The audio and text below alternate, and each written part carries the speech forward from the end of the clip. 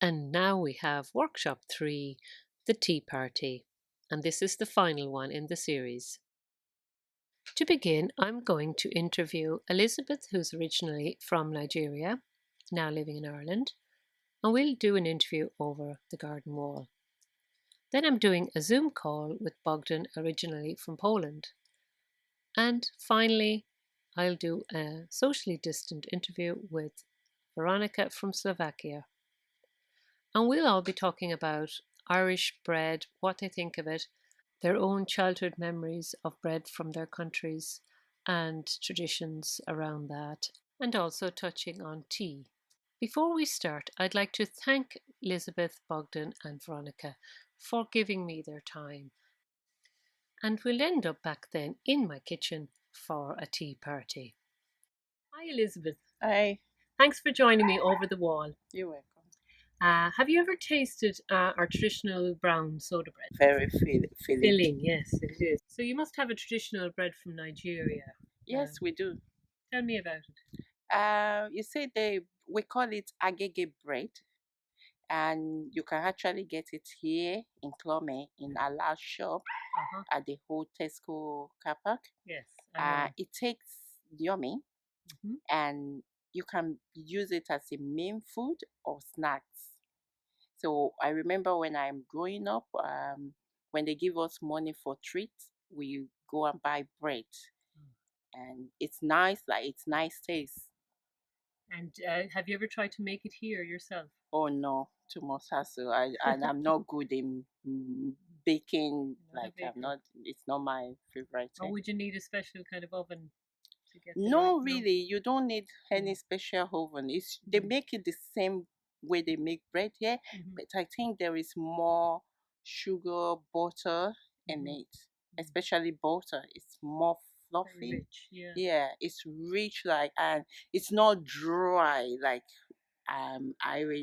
Irish bread. Yeah. Yeah, Okay. so And you like it, yeah. yeah, I So, like it and I love it. and it's nice when it's just handy in the shop. Yeah. So, do you think bread is just bread for you, or has it any other meaning traditionally for you? Back home now, I remember when I'm growing up, when I was like 10 years old, they use it for the baby christening in the morning because normally they do the naming in the morning, 7 a.m. So people that come there, they will entertain them with the bread and the stew. They make a fish stew. Uh-huh. So that's what they will eat. They feed them, they give them breakfast and name the baby. So it's kind of something that is Part of a ritual. but yeah, Yeah. so except if it's expensive now and you can't afford to buy it for everyone, they they might be using something else because I won't really say this is what they're still using. But if you're capable of buying it, that's what they use mostly. And what's the name of that bread again? Agege bread. Agege. Right. Okay, we'll have to look out for that. So, have you any other memories from childhood of baking bread? I don't Did your mother bake bread? no, but you see, most area you have a bakery um house. Oh yeah. So where you can buy fresh from the oven, like Lovely. as they are coming out, or you go in there to buy it because it's handy. It's like a snacks to us when we're young. Mhm. Because when you are crying for snacks, your parent might give you money to go and buy bread. Lovely. Yeah, and because they know you will just eat it and be fine, like So I must try this bread now. you will love it. I will. Yeah, I'll go down. It's better to go on Thursday morning because Wednesday evening they might not deliver it until 7, and so when you go Thursday morning you Thursday will get it morning down fresh to there. Yeah, the shop. it's always come from Dublin. Okay, well, we look out for that and try it. Yeah, Okay, thank you very much you're for sharing welcome. your experiences and thoughts on bread. Agege bread. Yes, we went down to the shop and I bought some. It looked fantastic and tasted delicious. It didn't last long around my house, I can tell you, and definitely I'm going to buy it again. Hi, Bogdan. Hello, Brigid. How are you? Good, good. Thank you for joining me today. We're going to talk about traditional soda bread, brown soda bread, I suppose you'll call it. Have you ever tasted it? Yes, I have. I have tasted. Yes. And do you like it? um, I put it this way: that's not taste I was actually used to when I was growing up back home in Poland. Um, it wasn't. It wasn't too bad, but like I said, there's not a taste I was actually used to. So it's completely different to what I was grew up with. So tell me about Polish bread then, and the bread that you would be familiar with as traditional. Right. Yeah. Well, in Poland, most bread you can buy is sourdough based bread. Um, Different types, obviously, but sourdough will be the most popular bread, and mostly is white. Brown bread is not very popular in Poland. Mm-hmm. Mostly white loaves, white wheat sourdough bread. Basically, that's the main bread that is used in Poland. And do you ever try and make that here in Ireland then? I have tried a few times. I have to say I failed all of them times. It actually making bread sounds so easy, but it's not very difficult. But the process is a bit complicated. So if you make a small mistake, during the one of the steps, then all the bread won't turn out well. So I keep trying anyway. So Yeah. hopefully some stage I will make a perfect loaf. Yeah. Oh, I'm sure they're not that bad now, but They're edible, but edible, yeah, but not. not perfect. Yeah, yeah. I suppose it is hard to get back to that Mhm. that childhood kind of memory of bread. Um, Oh yeah. yeah, the smell. Mm, That was actually the not even the taste of bread, but the smell of freshly baked bread. That's actually the best memory about bread from my childhood. mhm, There's lots of bakeries. Let's say in the neighborhood, you have few bakeries, mhm, and passing by them, you can smell the mhm, lovely smell of freshly baked bread. Oh, mhm, lovely. mhm. Um, so where do you buy bread at the moment now in Ireland? There's few Polish shops, Mm, and they do the Polish bread as well.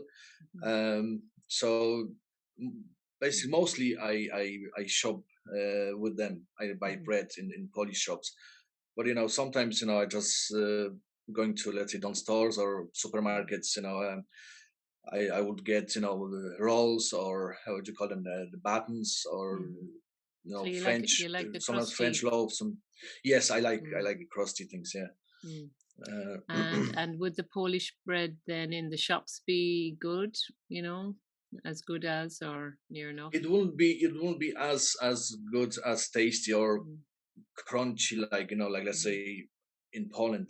The reason for that is there's few bakeries in Ireland, Polish bakeries in Ireland as well. And what they do after they bake the bread, they pre-pack it in the plastic bags and then send it over, across Ireland mhm, to different shops. So because they are packed in the plastic bags, they are not very crunchy anymore. mhm, When they get to the shop, they are not very crunchy, and mm. that's the one of the biggest kind of not a problem, but kind of Challenges of downfall it. of the, Yeah, maybe yeah. there might be a way around that in the future. Mm, Mm, maybe. mm, But the thing is as well, if you transport the bread across Ireland, if you want to pre-pack it, by the time it will be in the shop, the cross will be too hard. mm, So it's hard yeah. to get kind of in the middle. So what we really need is a return to maybe local bakeries and bakeries, every second street. So Oh, that'll be handy. yeah, yeah. I mean, we have some good ones here in Clonmel, um, and yeah, it would be great to see a variety of bakeries and styles of bread that we can all experience fresh out of the oven, and the Oh smells yeah. in the streets. Be lovely. So bread holds a lot of memory then for you. Yeah, It yes, triggers off yes. memories. Hmm. See, I think in lots of cuisines, especially like in Europe, bread is a big part of cuisine. Like in Poland or even in Ireland, you have toasts, soda bread with the soups and sandwiches, stuff like that. In Poland as well, bread is the main part of everyday kind of food. Yeah, yeah. Surely it must be around the world. I'd say so, yeah. Yeah. Mm. Well, that's interesting. So, I must go into a Polish shop now and buy some bread and see what it's like. Maybe if I put it in the oven, would it kind of just for a little bit? Would that help it? Um, it'll be quite hard because they are usually sliced. So if you Okay. take it out of the bag, you Yeah. have it sliced already. Yeah. So, Or a grill. but actually you can grill it, or you can actually toast it. Toast. Yeah. It's actually very nice, toasted, slice of Polish bread with a little bit of butter on top. Mhm. Lovely. Lovely. Okay, I look forward to that. And would you drink tea with bread generally as well? Uh, I'm not a huge tea drinker, and I'd rather have a coffee. But sometimes, especially at the evenings, I might have a cup of tea. Like I said, I'm not a huge tea drinker. So you wouldn't like the Irish style tea, strong with lots of milk and. Well, that's actually that's the way I drink tea. Right now, like but back in Poland, tea is not drunk with milk. There are different kind of ways to drink tea in Poland, and for first couple of years being in Ireland, I didn't drink tea with milk, but nowadays, I'm so used to it. Yeah. Now that I would actually, if I drink tea, it will be always with milk. There's no other way I will drink tea. I think people tend to put the milk in, and then you go, no, maybe. Yeah. You've given up on stopping them pouring the milk. I know remember, we think everyone drinks milk with tea around the world, but they don't really, I suppose. I had a funny situation once back in Poland. I was traveling, by train, and so in some Polish trains, especially the long distance ones, there's this restaurant, and they go with the trolley like in the planes, and give you the tea or coffee or something. And so I asked for tea. And the woman asked me, would you like sugar or something? I said, I'll have some sugar and milk, please. And she thought I was joking. That shows you how the tea with milk is not very popular in Poland, and she actually thought I was joking. It's like we might say, and put a shot of whiskey in that, and you'd be like, yeah. Oh yeah, Irish it up, yeah. Gosh, yeah. So big differences there on the tea, yeah. Yeah. It is like, let's say in Poland again,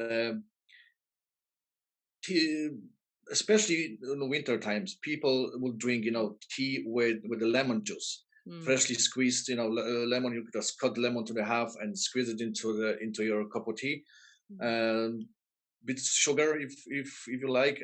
That's actually, I think, the most popular way to drink tea in Poland, especially in cold winter days. I must try that. Yeah. Do. I will. It's actually very nice. Okay. Especially, I suppose, if you're trying to maybe move away from dairy and limit dairy, might be an alternative to milk and tea. Yeah, lemon and a bit of sugar, maybe, or honey. Yeah. Oh yeah, or honey as well. Okay, so that's interesting to discuss traditions and different likes and flavors, and it's very it all adds to the to the whole subject matter of tea and bread in Ireland. Thank you very much, Bogdan, for sharing your. You're very welcome, Brigid. Very welcome. Dobra Hoot, Veronica Bajova. Welcome to my studio here by the river shore. Thank you, Brigid. Now we're going to talk about traditional Irish soda bread. Have you ever tasted it? Yes, I did taste a traditional Irish bread. It's lovely. It tastes really sweet and smooth. It's different. And tell me, have you a traditional bread from Slovakia? Like I mentioned, it's different. Of course, yes, we do. Every single country has a traditional bread, and other breads and plenty of cakes are based on a yeast, so you can see the difference between the Irish soda bread and the traditional Slovakian bread. And do you ever try and make it here in Ireland?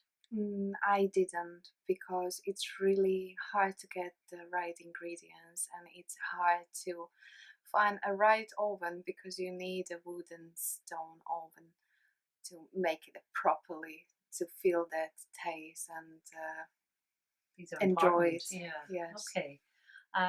So you mentioned ingredients there. So what kind of ingredients would you use? You mentioned yeast, where soda bread would use baking soda. Yes, the yeast is very important part of the other traditional bread, and when we talk about the yeast, it's a fresh yeast. It's you can achieve the same result as well with the instant or other alternative of the yeast, but the fresh yeast is much more used than preferred in my country.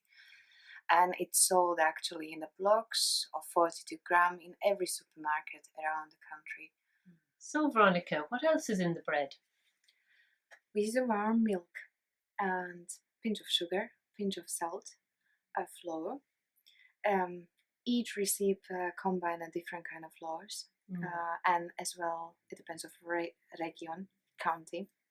Some of the county use wheat, some of the rye flour, Rye, is it? and Rye. some of the counties use potatoes as well, or they add Oh. a piece of cumin just for the different taste.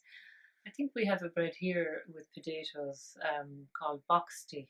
It's potato and flour, and you kind of fry it. Will it be like that?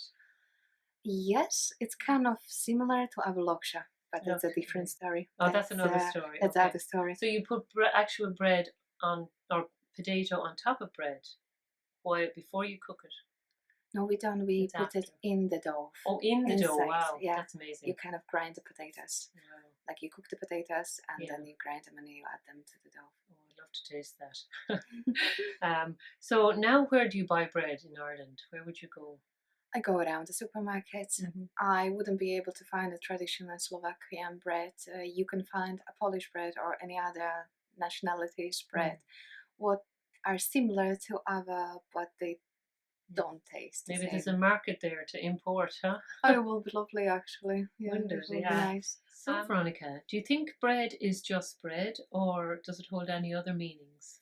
The bread is a part of daily life, the people in Slovakia, but it's a part of as well of greeting ceremony. It's called the bread and salt. When you welcome the guests in the house, you give them a piece of a fresh bread with a pinch of the salt, and you use this ceremony as well on weddings. Okay. The parents are greeting the bride and groom with the bread and salt, and then the groom is feeding the bride with the bread and honey, and she do the same to him to symbolize love and happiness for the rest of the life. Fantastic. That's amazing how bread is used then in a ritual such as a marriage, and also to greet people. That's very special. It is special, not in our country, but any other actually Balkanic and Middle Eastern, European and Slavic countries. And do you eat, or do you drink any special tea then, or beverage with bread? Like here we'd have a cup of tea and brown bread, or no, we don't. We don't. You don't drink tea. So. We do drink tea, but only in the winter time with the honey and the lemon, but we don't use it daily. So what would you drink with bread then? We do drink sour milk. I think in Ireland it's called a buttermilk. Buttermilk, yes, yeah. Well, that could be very healthy for you then. Is it nice? It depends if you like the taste, so it's lovely, but I personally don't really like it so much. Okay. Okay, wow. Well, thank you very much for sharing all that information and memories and traditions of bread in Slovakia. So, Veronica, thank you very much for your time talking about bread here in our studio. Ahoy! I would like to say thank you as well for your invitation, and I would like to wish you to all dobru chuť. Ahoy! It's absolutely fascinating to learn about other cultures and their traditions. I must say, people were very courteous about how they felt about Irish bread. It's not everyone's cup of tea, obviously. We all love the smell of freshly baked bread, and that's something that we all have in common. Other traditions are, for me, taking out your special tablecloth, and I love embroidery. So, this is what I'm at now, ironing and selecting what I'm going to use for the tea party this afternoon. And this is my favourite. It's like a little Bo Peep motif. Hello, everybody, and welcome to my tea party. I've got my china out and tea brewing here with Debbie keeping it warm. And I'm looking forward to a nice cup of tea. So grab your tea and let's get going.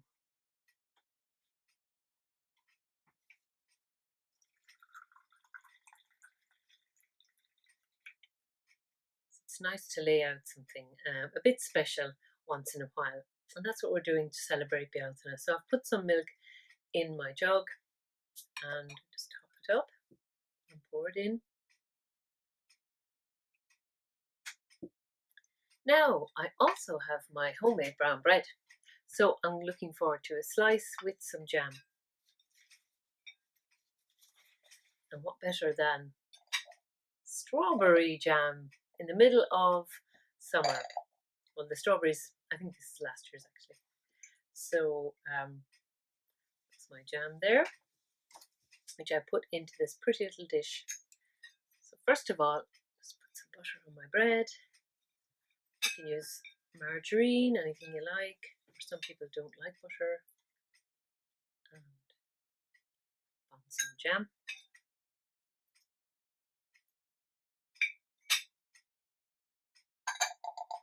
Now, so I'm here with Teddy, keeping me company, as we can't all be together for Bealtaine. 1 spoon or 2. Tipperary local honey is an absolute dream on brown bread, so make the most of it. Or you could try strawberry jam or homemade jam, rhubarb, ginger, and pear. So, would you like a top up then? Yes, please. So, enjoy your tea and your bread. Now, this pattern on the plate reminds me of my mother's teapot that she brought with her when she got married, and it was a reminder of her courting days with my dad. She served him a cup of tea with this pattern on the teapot, and I thought it was really sweet, so I picked up the plate and bought it for that memory. This rose was given to me on my wedding anniversary, which is also in the month of May, Bealtaine.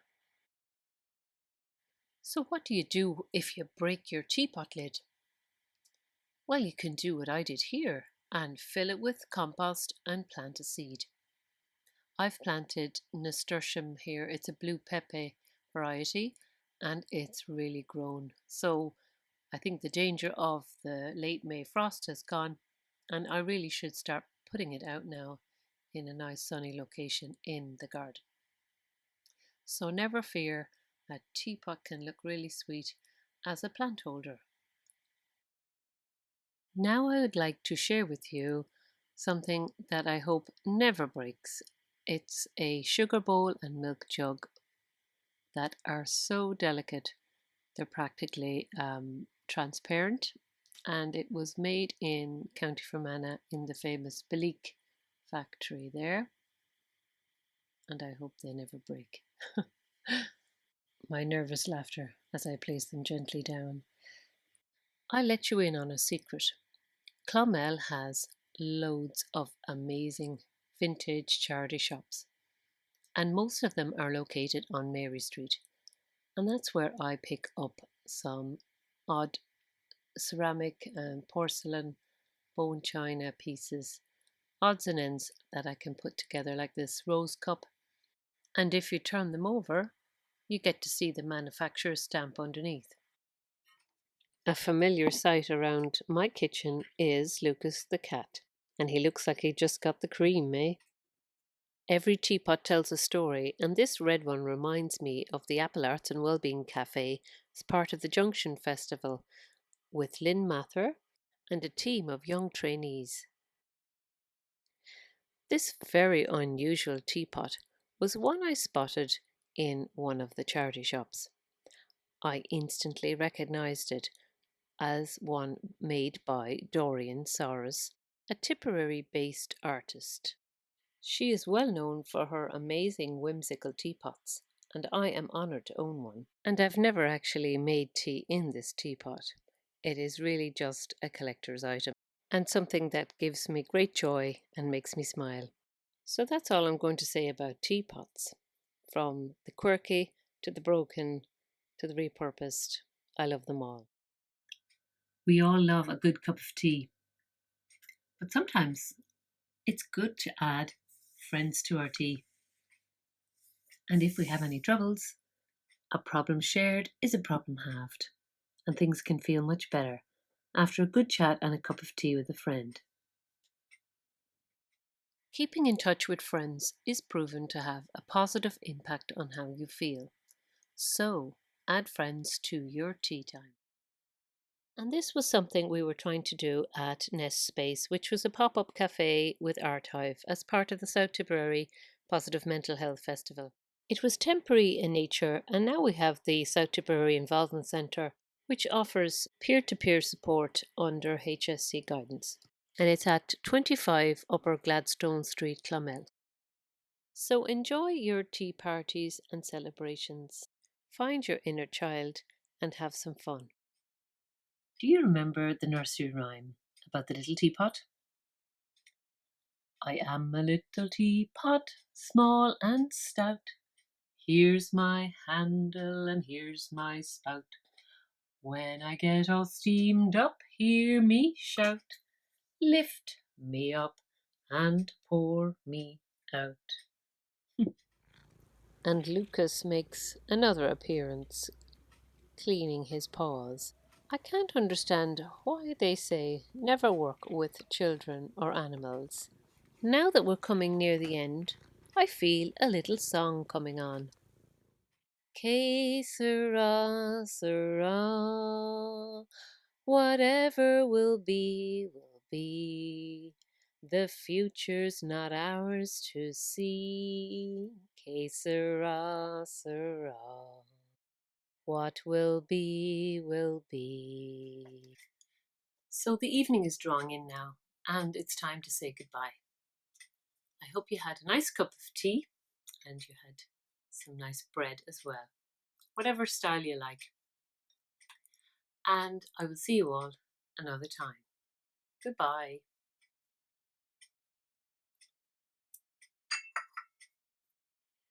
Farewell, and thank you for watching. So share your photos of bread, tea, and related topics on the Tipperary Arts Office page